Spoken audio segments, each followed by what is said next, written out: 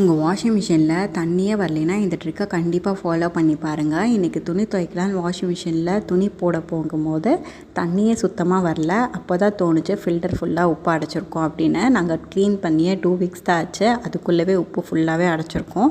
இந்த ட்ரிக் நிறைய பேர்த்துக்கு தெரிஞ்சிருக்கும். தெரியலனா கண்டிப்பாக இதை ஃபாலோ பண்ணி ஒரு சப்ஸ்கிரைபும் பண்ணிக்கோங்க.